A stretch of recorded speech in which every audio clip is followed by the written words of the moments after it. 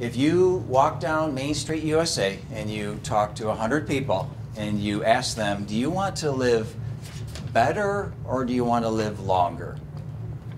Do you want to live better or do you want to live longer? Every one of those people will say, I'm interested in living better. In fact, some of them will even say, I have no interest in living longer. I only want to live better. And so, on that note, what we're going to do tonight is talk about making life better. Now, we always tell our clients here at MedFitness, as a result of your workout, everything you experience here, you should feel better, be healthier, and life should be better as a direct result of what happens. So tonight we want to drill down on the details of osteoporosis prevention. And we're going to look at the National Osteoporosis Foundation's recommendations for preventing the incidence and risk of a bone fracture. These are painful and expensive experiences. You know, very often a woman experiences a hip fracture and it's the beginning of the end of life as they know it. So we're going to talk about some of those details, but it's really geared around how do we reduce the risk in the incidence of fractures. The three big sites that we see in the United States are the wrist, spine, and hip. And so those can be devastatingly painful, expensive, and that's what we want to try to avoid. So we have three sections that we're going to talk about tonight. I want to begin by just going over some of the basics of bone health. There's a few things you should understand when it comes to how do your bones behave, and what can you do to strengthen those bones to be healthier long term. So we're going to start by talking about bone health for just a few seconds. Then I'm going to basically give you our Bone Builder program. We decided that it's too important for women who come here who are trying to avoid this disease to not have all the details. We felt like, well, why are we holding back? We have this program, we have services we charge for, of course, but let's just give them the program. And so that was really the impetus for tonight's presentation, to say, let's fully disclose the nuts and bolts of how you can be proactive when it comes to protecting your bones long term. So that's what we're going to do. We're going to walk through those details, and we're going to finish with a little demonstration, compliments of one of our clients here and our HIIT trainer, Debbie. They're going to show you some of the techniques we use in our Bone Builder program. So we'll get to that in just a few minutes here. Okay? So let's start by looking at bone health. What you want to know about bone health is that your bone is constantly breaking down and building up at the same time. We call this bone turnover. When we're born to the very day we die, we have cells in our bones called osteoblasts. And those cells are laying down new protein and new bone tissue. We call that the bone mineral matrix. So there's always bone being built up in all the bones of my skeleton from head to toe. But at the same time, my bones are also being broken down. Those are called osteoclasts. These cells, it's called bone resorption. It's being broken down and replaced with new bone tissue. Now, you might say, okay, that's interesting. The skeleton's getting broken down, it's being rebuilt. Every couple of years you have a brand new skeleton. It gets completely resorbed, completely broke down, and completely rebuilt. Fantastic process. It gives us fresh new skeleton every couple of years here. The problem with that dynamic is that when the breakdown exceeds the build-up process, right? What happens if you're breaking down more skeleton than you're building up? What happens to the net amount of skeletal mass? It goes down, right? So bone mineral density and bone strength declines as we age when the breakdown process keeps going, but the build-up process slows down. And so part of what we're going to do tonight is talk about how do we increase the build-up process. There isn't much in the literature that tells us we can modify bone resorption. Unless you're taking drugs, you can modify it a little bit. And I know most of you I've talked to, if you can avoid drugs, you'd like to do that. Sometimes they're necessary, but if you can avoid them, that's sometimes a good thing if you can manage your bone health through your lifestyle. So we can't do a lot to influence bone resorption, but we know we can increase the buildup of bone tissue the same way can increase the formation of new muscle tissue. Everyone here knows you can build your muscles, right? Right. That's why you're here. That's what we're doing. And by the way, it was only, gosh, it was probably the early 80s when scientists really discovered that that muscle responsiveness does not change as you age. And by that I mean, we used to think that, boy, once you get past 50, 60 or thereabouts, there's nothing you can do about your muscles. You just got to kind of live happily ever after. Good luck with your health. We'll see you in the next life, right? That was really the attitude that medicine had. We didn't know that muscles could be built in the 7th, 8th, 9th, 10th decade of lives. Most of the compelling research on muscle strength is on people in their 90s. In a 6 to 12 week period, getting rid of canes, getting rid of walkers, moving, not being completely bedridden. So the good news is, Mary, at any age we can build your muscles. At any age you can get stronger. And by the same token, as we'll see in 2 seconds, at any age you can modify bone mineral density. So the two are highly connected. So let's step back for a second. You've got osteoblasts, building cells. You've got osteoclasts, breaking down cells. What would lead us to believe that we can increase the osteoblast activity? Well, a guy by the name of Julius Wolff, and lo and behold, a German physician in the 1800s, discovered that bones adapt to the load under which they're imposed. So let's break that down for a second. Bones adapt to the load under which they're imposed. What are your bones made out of? Who knows? There's calcium in your bones, right? Do you know what else is in your bones? Collagen. It's basically two ingredients. Collagen, which is protein, and calcium, which is a mineral.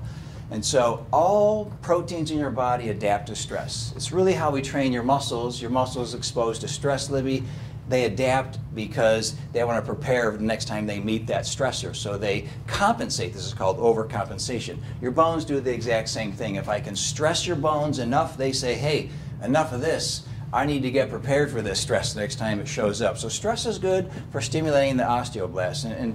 And Dr. Wolff discovered that when we load the bones significantly, if I took, let's say, Butch, I took your femur out of your leg. I just pulled it right out, and I put it into, yeah, I'll give it back. I put it into a big vise where I'm putting a ton of compressive force on that femur.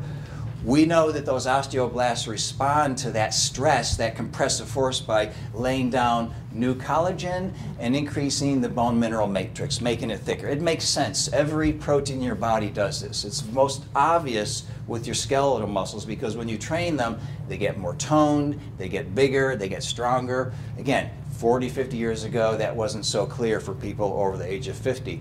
But so Dr. Wolff discovered this, and this has been widely accepted in physiology schools and textbooks for the last 150 years. But it's a little known fact to the average American who often thinks, as I age, I just need to accept weak bones, taking drugs, surgeries, all the darn things that are associated with aging in the United States. Now, if we know this, if we know that bones adapt to the stress under which they're imposed, we have to ask ourselves, how do we do that? How can I safely stimulate those osteoblasts without having to take drugs necessarily? And yes, you can take drugs for this. There's only one drug on the market currently for the last probably 20 years that will do this. It's usually not the drug that's prescribed. Most of the medicines that people love so much are anti-resorptive. They break down, they slow down the breakdown process. And so for the most part, you don't see these drugs being used. And so we're going to say, what can you do? That's the nuts and bolts of the Bone Builder program. Okay? So we know we can increase bone mineral density. Let's talk about how we can do it. All right? Your Bone Builder program guide is right in front of you. If you just want to open it up to the first page there, what we're really saying with step one here is we're saying do 8 strength workouts in a month. 2 of those being our specific Bone Builder workout, which I'll talk about in a second, and then 6 of those being the normal standard full body med fitness workout. Now this can apply to any full body strength workout. You don't have to be here, but of course everyone who's listening is working out here. So we're saying 6 med fitness workouts and 2 Bone Builder workouts. Now, again, to give you context, anytime you train your muscles, you're building them, right? Isn't that, you hear us say this all the time, don't you? Hey, this is for your biceps. You know, you're training towards a goal that you have, whatever the goal happens to be, but we're constantly talking about muscle here. So this workout was created back in 1983 at the University of Florida School of Medicine. A group of scientists were trying to come up with a way to train women with osteoporosis. The challenge with osteoporotic women is you don't want to exceed the fracture threshold. I mean, it's great if I say, hey, Randy, I've got a great tough workout for you. By the way, you might fracture your hip during the workout, and your wrist is probably going to break during the workout. So that's not a good thing for women with osteoporosis or men with osteoporosis. And so the scientists were trying to figure out how do we strength train these women without exceeding that delicate balance of the fracture threshold so they can stimulate their muscles without breaking their bones. It was a good question to ask, and that's basically how the slow train protocol was born in the early 1980s. And so that was called the Nautilus Osteoporosis Project back in 1983. And from that was the birth of the 10-10 training method that we use today. It's been used all around the world. It has sort of spawned other slow training protocols called a lot of different things like slow motion training, super slow training, all kinds of things like that. But this is what we do here. Basically the same workout that they crafted out however many years ago that was in the early 80s. And so that's what we're doing every time you come in. So when you do your workout, Maureen, and you're in a bone building workout, whether you want to be or not, it is happening. So if you're just following the basic protocols that we recommend, which is twice a week, right?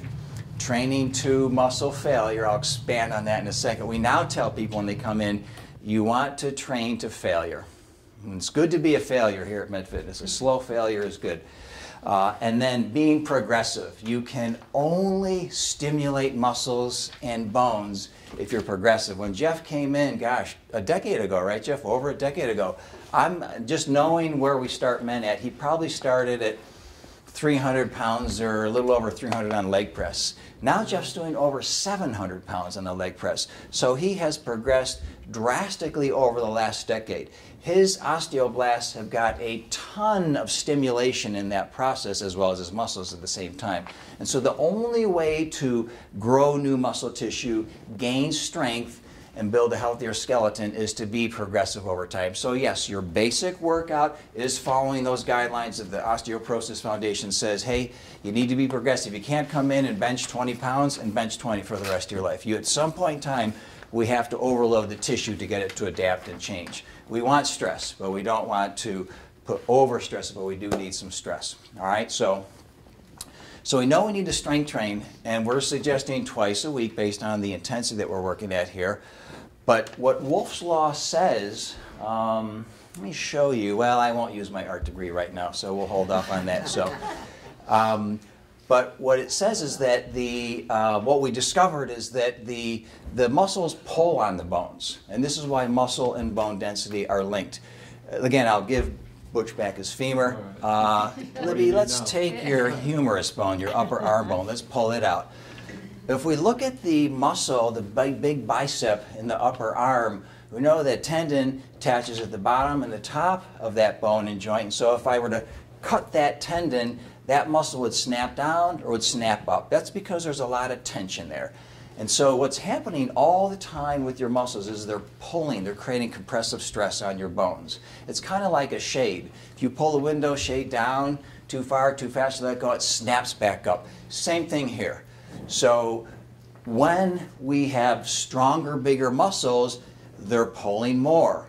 When I have weaker muscles, smaller muscles, they're pulling less. This is partially why women have less bone mineral density and more accelerated bone loss, because their muscles are just smaller and they tend to lose muscle more so than men, more due to cultural issues. I mean, ladies, I'm 52, so when I was growing up, we were obsessed with lifting weights. It was just what we did.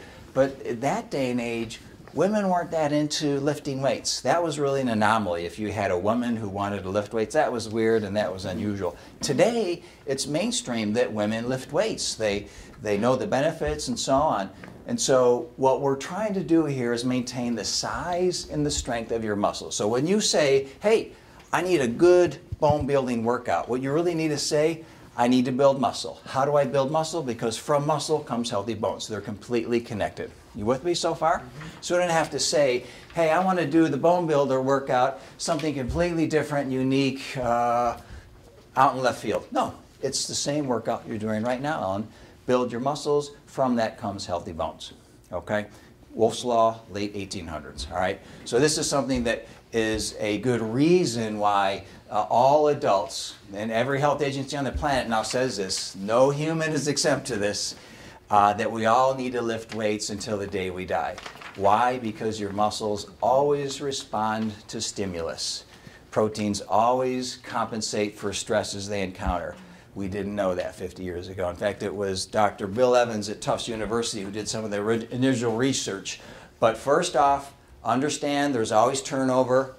Wolff's Law says bigger muscles mean stronger bones. Stronger muscles. You don't have to have huge muscles, but stronger muscles. Right, Libby? You're lifting significantly more weight today than you were. You've been here for almost 10 years too, right? Right. So think about it. You're aging, and we now are stimulating those osteoblasts more today than you were a decade ago. Now, I don't want to put you on the spot too much, Libby, but would you be willing to volunteer your age for a demonstration? I will be 70 this year. Okay, so what a perfect example. Here's Libby at 70. Most women at age 70, look around, right? I mean, most 70-year-old females in the United States today are on the, right? They're going down quickly, they're losing muscle, they're weaker, they're less active, they can't move, and so they're really suffering the effects also to their bone mineral density as well. So as you lose muscle, so here's the summarizing statement. If you get weaker, you're losing bone. You're accelerating the bone loss. So if you said, hey, I want to accelerate bone loss, don't strength train. It will happen. I guarantee it will happen. So, okay? So strength training is good for staving off that process. So he said, number one, we're going to do 6 Med Fitness workouts, 2 bone builder workouts per week or per month, and so that's 2 a week. It's the same thing you're doing already, right? 2 a week, same thing you're doing already. Now, before I talk about number 2, just to reinforce, the most important thing in Jeff's workout, if I had to evaluate what's he doing, I can look at how's his form look, how's his speed look, is he coming in regularly, his range of motion, all these details. We can look at all those things, but what's the one thing that matters more than anything else by far in terms of determining will he get any bone benefit out of his workout and will he be able to stimulate his muscles? The one thing that matters more than anything else, hands down, it trumps everything by far. What is that one variable? Keep doing it. Well, keep doing it. Yes, that's important. Increase your weight. Yeah, reaching muscle failure. Who said that? I said, okay, thank you. So, right. So reaching muscle failure. That's the point where you cannot complete another full rep. Now, I know not everyone here is at muscle failure. This is something new for us to communicate this to our clients. We have clients who will say, oh, I only got 5.5. Darn it, darn it, darn it. I only got... No, that's a victory. That's a success. Why? Because you failed. We gave the muscle a job it couldn't do. What does it do when you give it a job it can't do? How does it respond? It gets stronger, it gets bigger. So you always want to ask your muscles to do something it can't do. Impose a demand that it's unable to accomplish. That's overload, that's muscle failure, that's the maximum stimulus to those osteoblasts. All right? So think of it this way. Don't think about doing reps. Think about how do I maximize the stimulus to my bones? Fail with the weight that you're lifting. Now we could do another hour conversation on how to stay strict and how to be safe, and that's important. That's why we're here coaching you. So don't just arbitrarily get sloppy and say, oh, I got 5.5 and I'm done. So stay super strict because staying strict keeps that last rep or 2 super safe, right? By the way, as your set goes, you're less likely to hurt yourself, not more. People get this backwards. They think as I work harder and the muscle burns and I'm really pushing, I'm prone to hurt myself. It's actually the reverse. You're more likely to get hurt on the first 2 repetitions because you're strong and your force production potential is high. As you get weaker and weaker and weaker and you're fatigued, Libby, and you can barely move the weight on the last rep, your ability to hurt yourself diminishes as long as your form is good. All right, so here's a good reason to stay strict. Don't squirm, don't speed up, don't fidget, don't do anything, Butch. Stay super tight, fail with good form. We want you to have good form, we want you to be a failure. So, okay, if you do that, you get the maximum stimulus out of the workout. Number 2, 50 heel drops, 5 days a week. What is a heel drop? This is something that was discovered, a colleague of Dr. Evans from England that he worked with about 20 years ago, did some research together where they discovered that if you have women do a heel drop, you can get very significant increases in bone mineral density of the spine, pelvis, and femur in a very short time period. And so we know that the bones respond to stress, right? One way to stress your bones, if we were healthy enough to do it, is to jump and come down like this. Now this is pretty jarring to the pelvis, femur, and spine. That rattles through your head. There are programs where they'll use a jump technique, where they jump up and they come down like that. That's very, very stressful to the skeleton. It does stimulate osteoblasts. However, go back to 1983.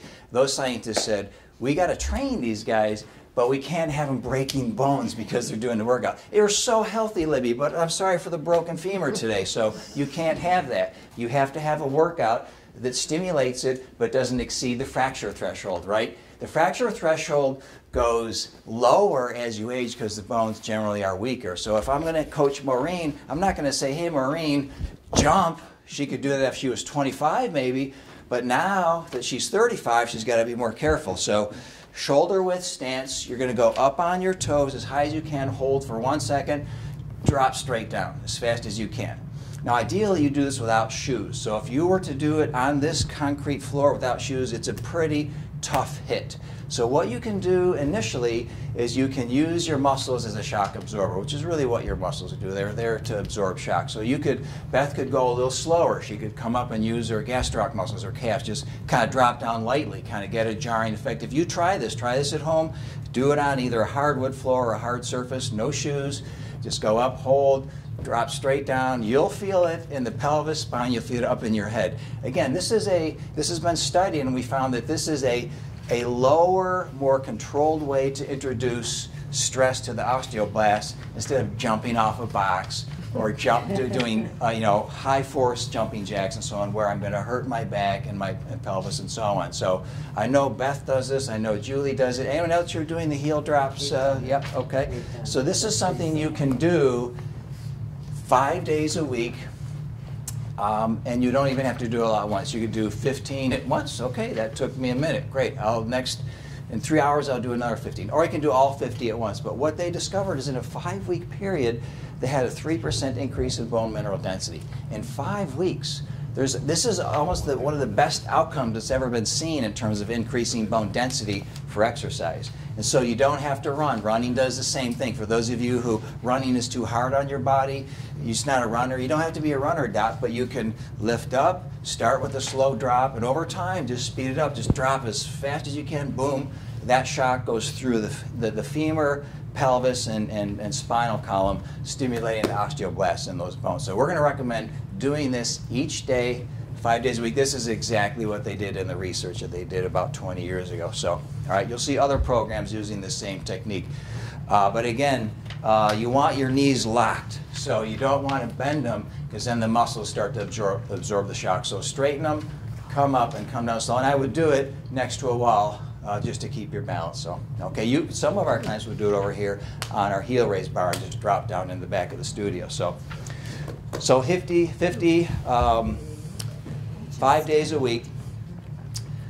By the way, I was fortunate enough to speak with Dr. Evans not too long ago. He was at Rush University, and so I asked him, I said, are you still doing this? This was 20 years ago in the research happened. He says, oh yes, he's at Duke now.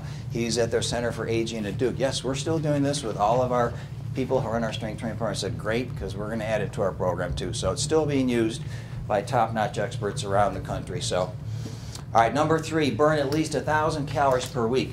This means do weight-bearing activity to the tune of 1,000 calories per week. So this is basically the federal exercise guidelines from the Department of Health and Human Services adapted by the National Osteoporosis Foundation. So if Joanne is going to go walk, I'm going to say, Joanne, at your weight, here's what you burn. We have a little calorie per minute chart. She can figure out how many calories she burns. She can know how many minutes she needs to walk. On average, you know what this is? It's about 20 minutes of activity. 20 minutes of weight-bearing activity each day, 7 days a week is what it comes out to on average. So what we like to recommend is walking because it's doable, it's easy, it's safe for most people. And a nice brisk walk, you do get a slight degree of elevation, so you do get what's called some ground reaction force into that lower extremity up your spine. So this is a good, safe way to do weight-bearing activity. Unfortunately, if you're a swimmer, swimming's a great activity. It just doesn't count as weight-bearing, nor does a recumbent bike where you're sitting. So those wouldn't count towards it. But we're saying at least 1,000 calories, meeting the federal exercise guidelines, and really what the Osteoporosis Foundation says for weight-bearing movements on a day-to-day basis. Unfortunately, in America, you know what the big problem we have in America today is we have this sitting disease where we just sit all day long. And so What's the extreme example of sitting disease that we know of that's been studied? Does anyone know? Space travel, right? Zero gravity. What happens to your bones in zero gravity? They basically demineralize at a hugely accelerated rate. So Dr. Evans actually done work with NASA developing programs to help them maintain bone mineral density in space flight. But so sitting disease is almost equivalent to living on the moon because your bones get no stimulation whatsoever. This is why inactivity is so dangerous to our health. But so we have the sitting disease. I'm saying get up, stand, walk, move. Standing is better than sitting. Walking is better than standing. Okay? So the tune of 1,000 calories per week, about 20 minutes a day for the average person. Now, number 4, use our protein guide to maximize the muscle and bone building effects of each workout. So here's the thing about protein. As we age, 2 things happen to protein dynamics. One, we absorb less. So if I give you 50 grams of protein at age 70, you're not absorbing as much through the gastrointestinal tract as you did when you were 60 or 50 or 40. So our protein absorption declines, and our ability to synthesize proteins also declines. So even if I give you the amount you need, you're unable to formulate as much that your body needs as it did when you were younger. So protein needs actually increase as you age just due to that fact alone. On top of it, if you strength train, what happens in the strength workout? You guys know this. What happens to your muscles in the strength workout? What are we really doing besides making them tired? We're doing what to the muscles? We're injuring them, aren't we? It's a micro trauma. We're tearing Beth's muscles apart as she works out here. So a very microscopic injury to the muscle tissue.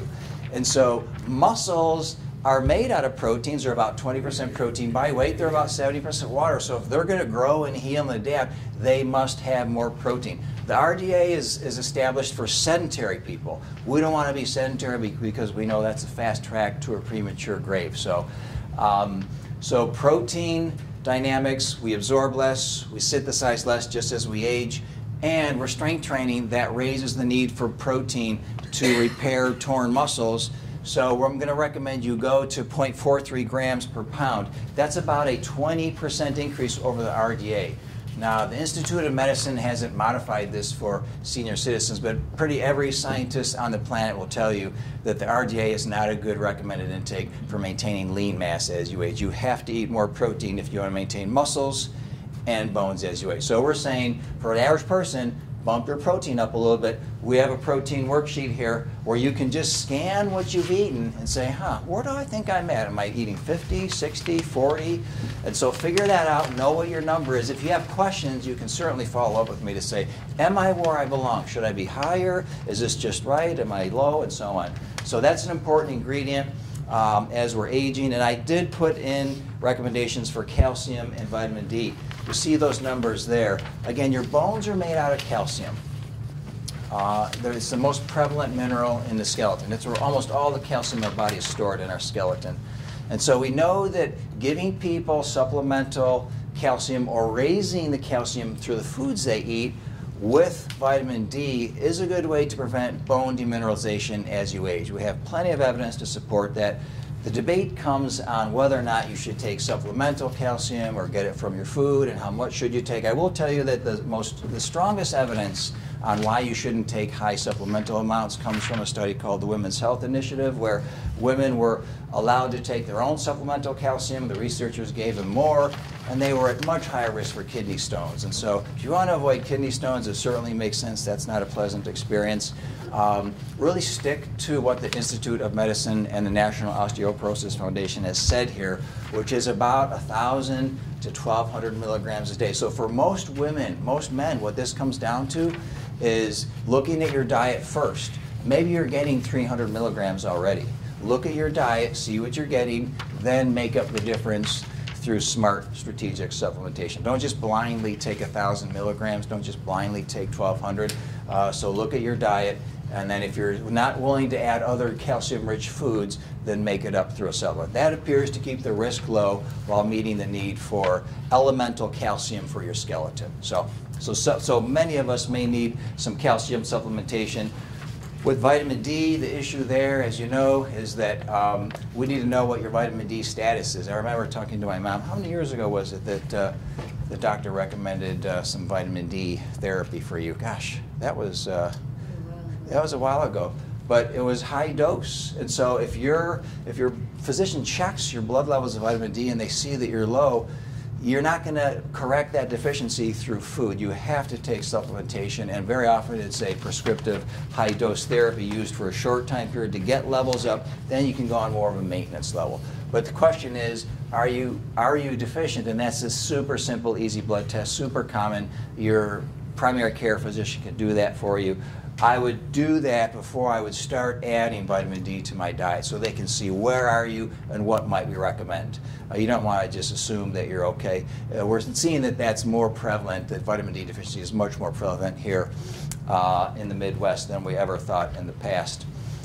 And then if you're buying supplements, look for supplements that meet the USP standard, which is the United States Pharmacopoeia. They set standards for quality control, purity, potency, dissolution, disintegration. There's no standard of identity for supplements, so it's easy to go out and buy one and get one that isn't well formulated. So look for the letters USP on the label, and or if you're buying it from your healthcare professional, that generally assures that you're getting a higher quality product. But there's so many out there that you want to know that you're getting a well formulated product.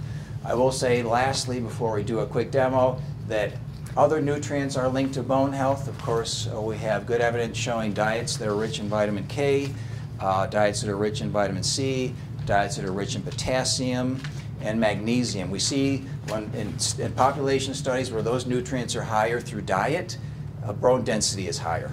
And so we could say pretty confidently that when foods are eaten that contains those nutrients, people have fewer issues with osteoporosis. And so part of what we're doing is to maintain that density and with that muscle strength and reduce the risk of a fall. All right, so again, I know this is simple, but it goes back to where do I get vitamin K? Oh, by the way, half a cup of spinach gives me more than what I need for the whole day. So yes, green vegetables, healthy foods, citrus fruits, these are all good for us on a lot of ways that we sometimes don't think of, but we know there's more than just calcium, more than just vitamin D linked to good, strong, healthy bones. There's a lot of factors beyond just those two minerals. So, all right, so a healthy diet makes sense. Now, to wrap things up, we're going to do a quick couple-second demo, and then we're going to kick you guys out of here. Julie is a client here at Med Fitness, and she's not only been doing the Med Fitness workout for a while, but not too long after that, she enrolled into our Bone Builder program. So she does 2 Bone Builder workouts a month with Debbie, one of our HIIT trainers. You guys all know Debbie. So we're just going to model Julie going through the chest press and leg press. And the 3 things, again, just to remember, is that in the Bone Builder workout, what we're doing is we're using some advanced overload techniques, some things that you need a trainer there to help you with to stimulate those osteoblasts.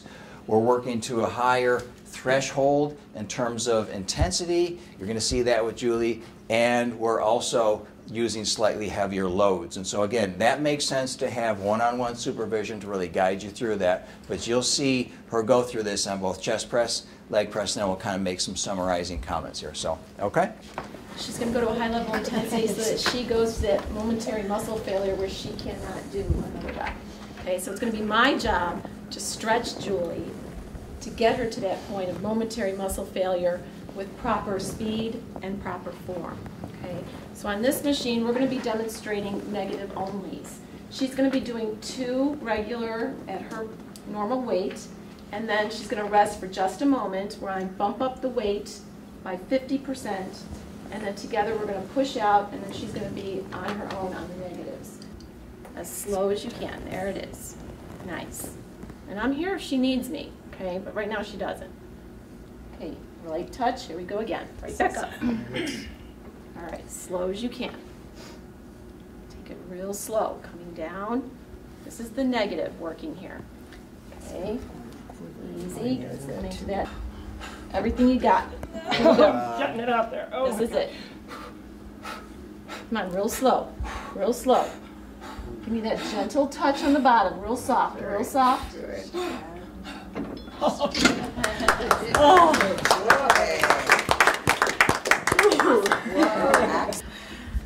So on leg press machine, I bumped her weight up by 20 pounds so she can do less reps, get more stimulus on that muscle, okay? So everything stays the same.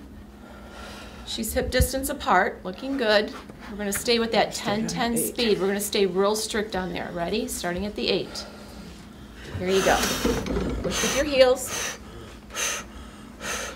Okay, ready? 2/3 range. Go. Push, push. Use your heels. Use your heels. Push, push. That's it, Julie. Good. Right there. Come back. Come back. Nice and slow. Get it off the stack wherever it goes.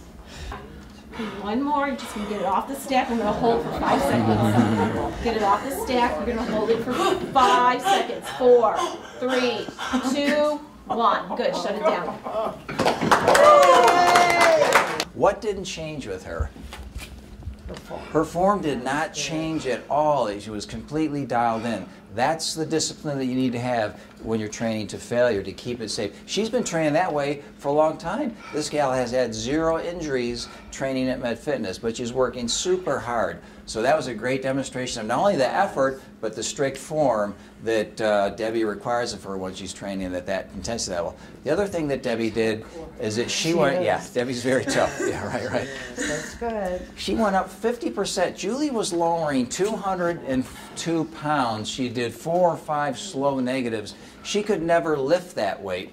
What we know about eccentric muscle action, as you lower the weight, we're a lot stronger. We're 50% stronger on the way down. So I can hyperload those muscles, create a lot of damage that you could never do training on your own, just lifting the weight. Even when I'm coaching you, Randy, unless I load the weight myself and go higher and lift it myself and have you lower it, you'll never get to that level of stimulus. And so that's why we're saying this is strategic medicine. You need to be with the trainer one-on-one to do it safely, to do some of these overload techniques. So not only am I stimulating her muscles, accelerating that process, but we're also, of course, at the same time, now I'm putting 50% more weight on the what? The skeleton. It's being hyperloaded as well. The osteoblasts are being stimulated because of that too. So good job. Thanks, guys, for that. I want to summarize by just saying that when you look at all the things on the recommendation, everyone here can do all these things. You can do all of these things right now. Julie, how old are you, Julie? 49. She's 49, and she's holding steady. But she came here because she has been diagnosed with osteopenia. A young, healthy woman. People look at her and say, oh, she's muscular. What is she worried about? She's trying to avoid the train wreck of osteoporosis in America. By the way, the mortality rate is very high for this disease. You break a hip, you have a 20% chance of dying in 12 months. We also know that for those women who fall, every year about 60 million women are going to fall. A third of those women will have serious medical consequences. A high percent are going to need to be institutionalized. So again, she's trying to avoid the train wreck, which is osteoporosis in the United States. This is the kind of training that we can all do safely and efficiently. We can all prevent this disease. The common denominator is it does take work. But I'll tell you, we've never met anyone in 28, 29, almost 30 years of doing this work, we've never met anyone who said, I did the hard work, it wasn't worth it. Everybody says it's worth it. So you can all do this. I'm going to be here if you have questions. I want to appreciate your time tonight.